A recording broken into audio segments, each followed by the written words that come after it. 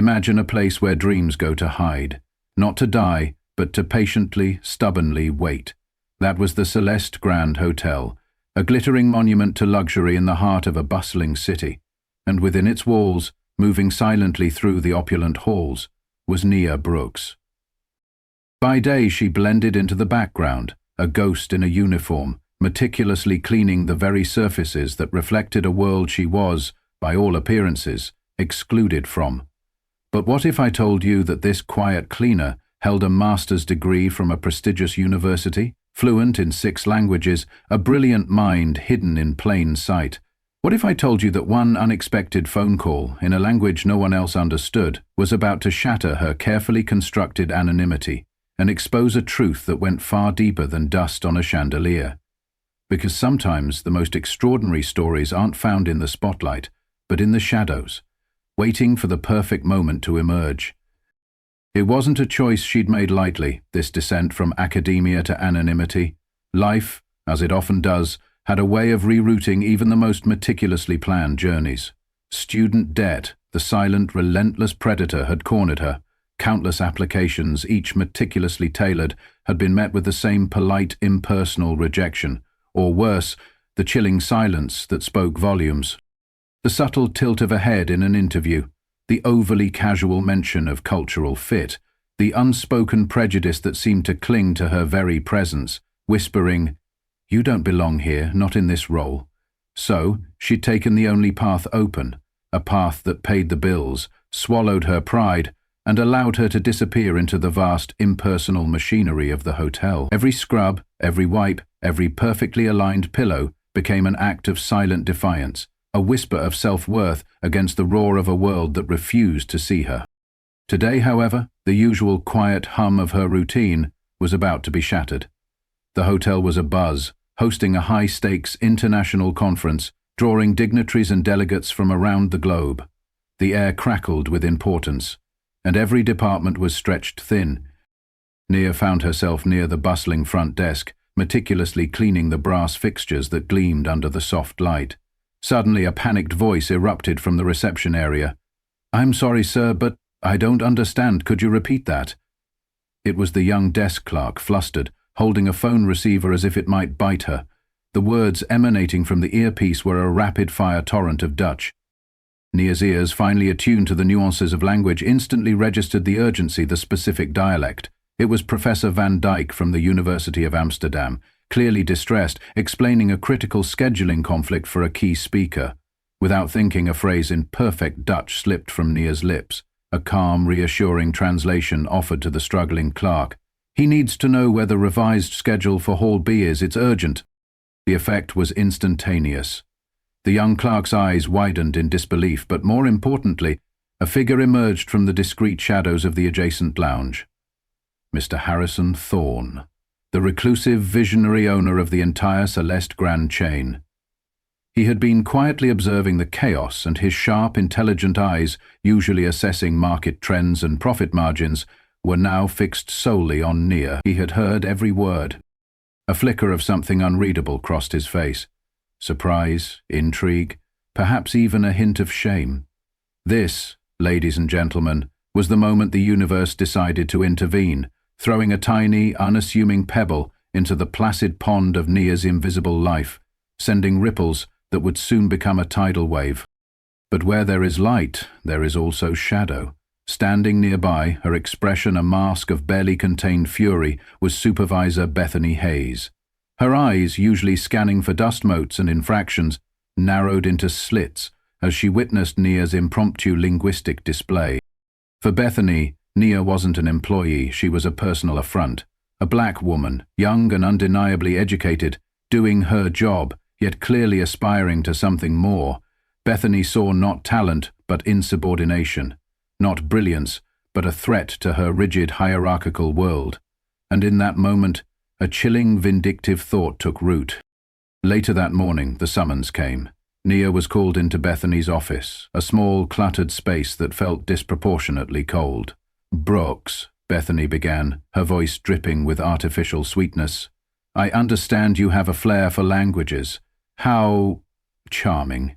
Her eyes raked over Nia, a sneer barely hidden.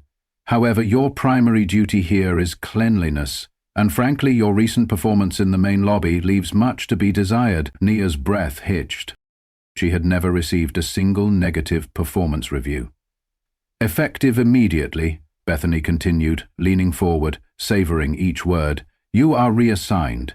You will be responsible for the sanitation of the entire convention center restroom complex for the duration of this conference.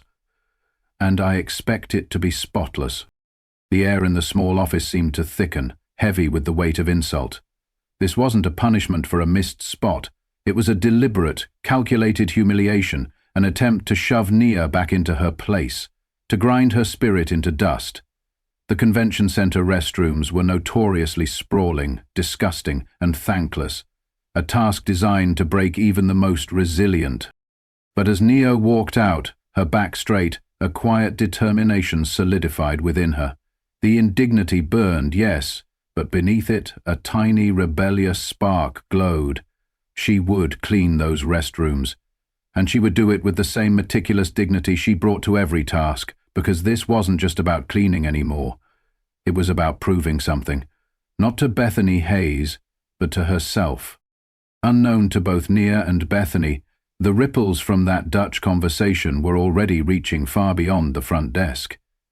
Mr. Harrison Thorne, a man known for his astute judgment and keen eye for untapped potential, had not forgotten the unexpected flash of brilliance he'd witnessed. He immediately dispatched a quiet request to HR. "Pull the file for Nia Brooks. I want to see everything." And in the sterile, often ignored offices of human resources, Ms. Clara Vance, a sharp, discerning HR manager who often felt like a lone voice of reason in a sea of corporate bureaucracy, received the unusual request. As she opened Nia's file and saw the impeccable academic record, the list of fluent languages, the glowing recommendations, all tucked beneath a current job title of cleaning staff, a pang of disquiet settled in her stomach. A vague, unsettling feeling that something in the Celeste Grand was fundamentally, tragically wrong. This was more than just an anomaly, it was a symptom, and the stage was now set for a confrontation far larger than anyone could have imagined. The summons from Mr. Harrison Thorne arrived like a bolt from the blue. Nia, still reeling from Bethany Hayes's petty demotion, found herself standing in the gleaming, expansive office of the Celeste Grand's owner, a space larger than her entire apartment. Thorne, a man whose name was synonymous with shrewd business and uncompromising standards, looked directly at her, not with pity, but with a gaze that seemed to pierce through the uniform and straight into her capabilities. "Mandarin, Dutch, Spanish, German, French, Arabic, correct?" he stated, consulting a printout of her resume that had, by some miracle, finally surfaced. Nia, still guarded, confirmed. "Your resume? I asked HR for it as soon as I heard you yesterday. Honours degree in linguistics from Northwestern, fluent in 6 languages, and you've been cleaning my hotel for 6 years. The words hung in the air, a stark indictment of a system designed to overlook. This was the glimmer of hope, the unexpected turn. Thorne, bypassing the very hierarchy that had suppressed Nia, assigned her to a temporary, high-pressure role, an international relations coordinator for the ongoing conference. Her mission, to ensure seamless communication with the high-profile Dutch and Chinese delegates. The salary? A staggering $5,000 a week. Nia almost dropped the elegant pen she was handed. It was more than she earned in 3 months in her previous role. This wasn't just a job offer, it was a gauntlet thrown. A challenge from a man who saw not what was, but what could be. This was Mr. Thorne's calculated risk, betting on an unseen talent against the entrenched old guard, represented by his own CEO, Mr. Alistair Finch. Nia plunged into her new role with the same meticulous dedication she brought to cleaning. But this time her tools were not mops and disinfectants, but her razor-sharp mind and her unparalleled linguistic acumen. Her first major task involved reviewing translation documents for critical international contracts that would solidify multi-million-dollar deals. As she sifted through the binders, her brow furrowed. The phrasing was off, awkward, sometimes even culturally inappropriate. The previous translation used terms that could be considered offensive in formal corporate Chinese, she explained to Thorne, who had silently observed her work from the doorway. Whoever did this knows the basics of the language but not the cultural nuances. This wasn't just a minor oversight, it was a diplomatic time bomb waiting to explode. The source of these baffling translations was a company called Global Connect Translations, listed with surprisingly exorbitant rates. Finch assured me he hired the best translators, Thorne grumbled, clearly annoyed by the expense. But Naya's internal alarm bells were ringing. Imagine paying for a Michelin star meal and getting fast food. That's what Naya saw. A blatant discrepancy between cost and quality, a first red flag, waving furiously in her mind. Driven by an insatiable need for professional integrity and a growing sense of unease, Naya decided to dig deeper. She requested the contract records from Ms. Clara Vance in HR, who, now fully on Naya's side, discreetly provided the necessary access. What Naya uncovered sent a chill down her spine. Global Connect Translations was owned by Lena Finch, Mr. Alistair Finch's niece. Lena, according to her publicly available LinkedIn profile, was a marketing graduate with absolutely no proven experience in formal Mandarin translation. And yet, she had been charging expert rates, siphoning millions from the hotel's budget.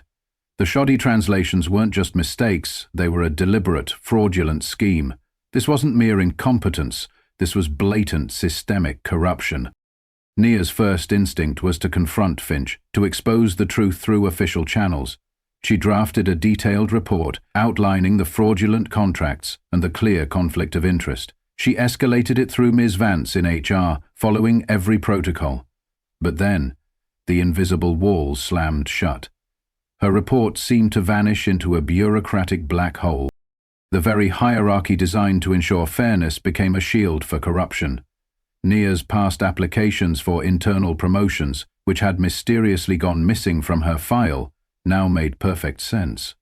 This was the invisible wall so many talented individuals hit, where ability is less important than connections and integrity is a liability. It was a crushing realization. Finch had a stranglehold on the internal review process, systematically dismissing or burying anything that threatened his authority or exposed his illicit dealings.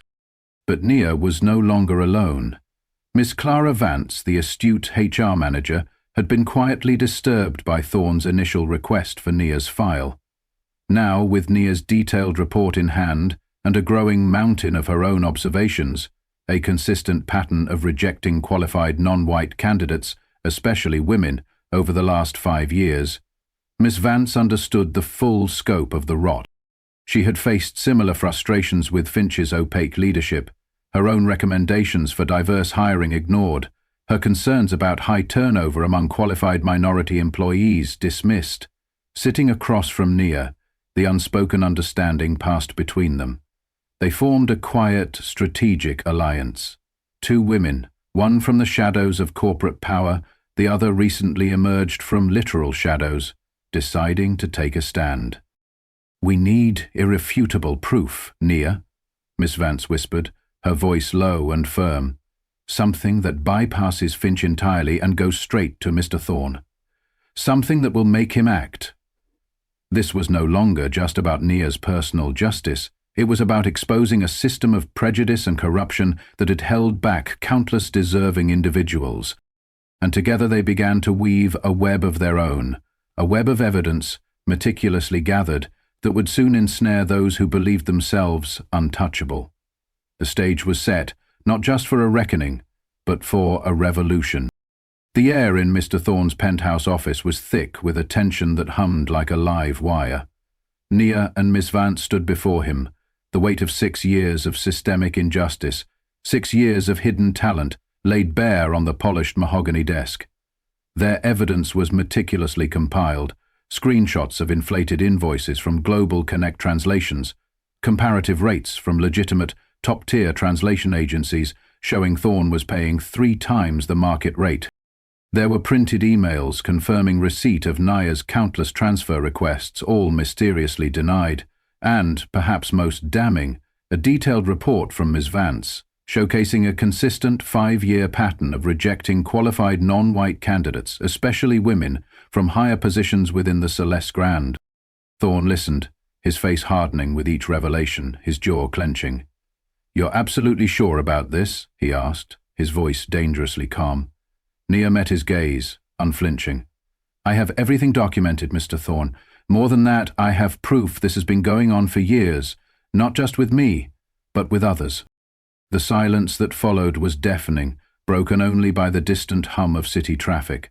Thorne, a man who had built his empire on integrity, felt a cold, righteous fury ignite within him. The rot was deeper than he had ever suspected, festering at the very heart of his organization. This wasn't just a betrayal of trust. It was a sabotage of his company's potential, a mockery of the very values he championed. The storm began to brew almost immediately. Thorne convened an emergency board meeting, a summons so rare and urgent it sent a ripple of alarm through the entire hotel. Managers, supervisors, and directors, including a bewildered Bethany Hayes, gathered in the opulent executive auditorium, a place usually reserved for grand announcements and strategic triumphs. The air was charged with nervous energy. Whispers circulated, guesses flew, but no one truly knew the earthquake that was about to hit. The meeting began with Thorne taking the stage, his presence commanding, his expression grim. Beside him stood Nia, a quiet, resolute figure in her sharp, new blazer. The stark contrast between her and the stunned faces in the room was almost cinematic. "Today," Thorne began, his voice cutting through the murmurs, "we uncovered a systematic scheme of discrimination and nepotism that has cost this company millions." He didn't mince words. For years, managers such as Alistair Finch and Bethany Hayes have implemented unofficial policies that have harmed not only our employees, but also our bottom line. A presentation began behind him, the screen illuminated with comparative charts, employee qualifications versus positions held, shocking hiring and rejection statistics broken down by race and gender, and perhaps most damningly, the exorbitantly overpriced contracts with companies directly linked to senior management's family members. Faces in the audience blanched. Bethany Hayes, seated in the front row, grew visibly paler with each slide. Then the final crushing blow. "Ms. Brooks," Thorne announced, gesturing to Nia, whom some of you knew only as a cleaning lady, "saved our company from a diplomatic and financial disaster this week." He detailed how Nia, with her flawless command of Mandarin, had corrected critical errors in the conference translations, errors that would have cost millions in contractual misunderstandings and irreparable damage to the Celeste Grand's international reputation. The Chinese and Dutch business executives, who were present as invited observers, nodded in recognition, some applauding quietly. Alistair Finch, who had entered the office earlier without knocking, interrupting Thorne's conversation with Nia and Miss Vance, had seen his world crumble in real time. He had tried to spin a tale of inconsistencies caused by Johnson mixing something up, but the icy silence that followed Thorne's direct confrontation was his undoing. "Alistair," Thorne had stated, his voice a dangerous calm, "I'm seeing payment records for $50,000, 0 cents for incompetent translations while we have qualified employees cleaning bathrooms. Any explanation?" Finch had stammered, denying everything, but then Nia had calmly placed a printed email on the table, a confirmation from Beijing University. "We just confirmed. They never certified Lena Finch." Now, in front of the entire company, Thorne delivered the final verdict. "As a result of this investigation, Mr. Alistair Finch has been terminated for cause." A gasp rippled through the room. "Bethany Hayes is suspended while we complete our investigation into her involvement." Bethany, now staring at the floor, looked utterly defeated. "And, effective immediately," Thorne continued, his voice echoing with authority, "we are implementing a complete audit of all hiring and promotions over the past 5 years." The room fell into shocked silence, a quiet testament to the magnitude of the shift. Then a slight smile touched Thorne's lips, a rare sight. "I am pleased to announce that Dr. Nia Brooks is being named our new Global Director of Internal Communications, overseeing all of our multilingual operations." The auditorium erupted in applause.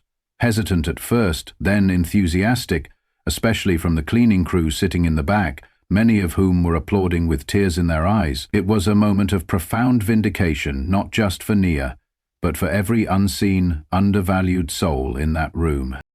As Nia left the stage, a surge of emotion washing over her, She saw Alistair Finch being escorted out of the building by security guards. His face was contorted into a mask of impotent rage. As he passed Naya, he muttered, "You won't last a month." Naya just smiled serenely. In the pocket of her newly acquired blazer was a small, unassuming recording device, the same one that had captured every threat, every racist comment, every desperate whisper Finch had uttered over the past few days as he tried to cover his tracks. His own words would be his final, inescapable undoing. That night, in her new office overlooking the glittering city, Nia finally allowed herself to cry. They weren't tears of sadness but of deep catharsis. 6 years of cleaning hallways while her potential was denied. 6 years of hearing, "Your resume must have gotten lost," and "Maybe you're not a good cultural fit." She picked up the phone, her hand trembling slightly, and called her mother, who had sacrificed everything to pay for her education. "I did it, Mum," she said simply, her voice breaking with emotion. "I did it." What no one at the Celeste Grand Hotel could have predicted that day was that the real transformation was just beginning. The fall of Finch and his discriminatory scheme was only the first chapter in a complete overhaul that would shake the foundations not only of that hotel, but of the entire American hotel industry. And it all started with a simple phone call in a language few understood, answered by an unseen scholar. 6 months had passed since that fateful board meeting, since the Celeste Grand Hotel had been shaken to its very foundations. The seismic shift that began with Nia Brooks' quiet courage had not only settled the dust, but had cultivated new ground for unprecedented growth. Nia's office, now on the 32nd floor, offered a breathtaking panorama of the city, a tangible symbol of her meteoric ascent. A discreet plaque on the polished oak door now read, "Dr. Nia Brooks, Vice President of Diversity, Equity and International Relations." The salary was now in the 5 figures, monthly, not annually, but the true power, Nia knew, lay far beyond the title or financial compensation. The transformation within the Celeste Grand was palpable. The hushed, often wary atmosphere had been replaced by a discernible hum of positive energy. Executives and staff, once siloed, now engaged more freely, a testament to the new culture taking root. "Restructuring committee assembled and waiting, Dr. Brooks," announced her executive assistant, a young, bright woman whom Nia had personally mentored from a junior administrative role. All regional managers were on the conference call. Nia nodded, taking a deep breath, a flicker of pride in her eyes. Today was the day of the final presentation of the Unseen Talent Initiative, a personal program she had developed to identify and promote qualified employees who were systematically overlooked throughout the entire hotel chain. "The results of the pilot program have exceeded all of our expectations," Nia began, her voice confident and clear as the numbers flashed across the screen. "In just 6 months, we identified 147 employees with skills in languages, finance, management, and technology who were in roles well below their capabilities. And 83% of them were Black, Latino, or from other minority groups." Mr. Harrison Thorne, seated at the head of the conference table, nodded approvingly, a genuine smile replacing his usual stern expression. This program had been his first demand when accepting Nia's promotion, not just fixing an individual situation, but fundamentally changing the entire system. Nia clicked to the next slide. "Most impressive," she continued, "is the financial impact. Outsourced translation costs are down 78%, and international customer satisfaction is up 42%, and our diversity ratings are now at the top of the industry." She paused, letting the numbers speak for themselves. "All this while providing real opportunities to people who are already on our payroll. Across the country, this wasn't just about doing good, it was about smart business. It was about proving with hard data that when you tap into the full spectrum of human potential, everyone wins. When talent is truly unleashed, it not only corrects past injustices but completely redefines the future." Across the country, in a small, unremarkable hotel in California, Bethany Hayes watched the conference broadcast. After an extensive investigation, she had narrowly escaped termination by accepting a demotion and a transfer. Now, she managed the laundry at a second-rate property, a daily humiliation for someone who had once wielded unchecked power and rejected talent based on prejudice. The irony was a bitter pill. The very woman she had scorned was now leading a revolution, while Bethany herself was reduced to the task she had once assigned as punishment.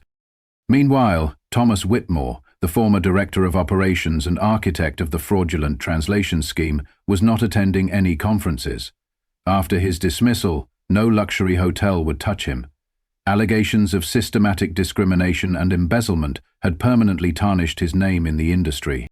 Rumor had it he was now working as a night manager at a roadside motel in Arizona, and his niece, Lena Finch, had been forced to return all her inflated payments, complete a professional ethics program, and was now, ironically, studying Mandarin, with a scholarship created by the Thorne Foundation for Inclusive Language Education. Justice, it seemed, had a long memory. In closing, Nia said, turning directly to the camera that broadcast to all properties in the chain, I want to share something personal. She paused, letting the silence fill the room, drawing everyone in. When I was little, my mother worked as a maid in a hotel like this one. She had a college degree, but she never got a job in her field.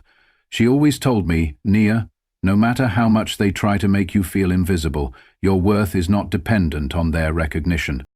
Nia took a deep breath, her composure unwavering. My mother passed away believing that some doors would never open for people like us. She never lived to see this moment, to see that her sacrifice was worth it. Across the room, several executives, many newly promoted through Nia's program, discreetly wiped away tears. The true power of a company, Nia knew, wasn't how much it made, but the potential it unleashed. For decades, the hospitality industry, like so many others, had buried extraordinary talent under service uniforms, assuming that people of certain colors, accents, or backgrounds were only fit for invisible roles. Mr. Thorne stood up, applauding, followed by the entire room and hundreds of employees watching remotely. Later that day, Nia received an envelope in her office. Inside was a postcard from Amsterdam and a letter from a prestigious university of applied linguistics, offering her a position as a visiting professor. Professor Van Dyke, who had made that fateful call in Dutch 6 months earlier, had followed her meteoric rise. Ironically, Nia thought, as she looked out the window at the vibrant city, I have Bethany Hayes to thank for punishing me that day. If she had simply given me a warning, I might still be cleaning the same rooms, my degree gathering dust. The next day, Nia officially launched a scholarship fund for hotel employees and their children, financed in part by her new salary. The first beneficiary, the daughter of her former cleaning colleague who dreamed of studying hotel management. What began as a phone call in Dutch had sent ripples that now spread far beyond that hotel, far beyond that industry. The message was clear: talent exists everywhere. What is lacking are opportunities and recognition. True justice is not just punishing those who discriminate, but rebuilding entire systems so that prejudice has nowhere to hide. Nia's sweetest revenge was not seeing her antagonists fall, but watching hundreds of people like her finally rise. Nia Brooks's journey from the polished floors of the Celeste Grand to the executive suites was more than just a personal triumph. It was a stark, undeniable testament to several profound truths that often remain hidden in plain sight. The first, and perhaps most critical, is the power of resilience. Nia could have crumbled under the weight of debt, the sting of rejection, the humiliation of Bethany Hayes's demotion. She could have allowed the systemic prejudice to extinguish her light. But she didn't. Her unwavering spirit, her quiet dignity in the face of blatant injustice, became her greatest strength. She chose not to dim her light for anyone, to continue honing her skills, even when it seemed no one was listening.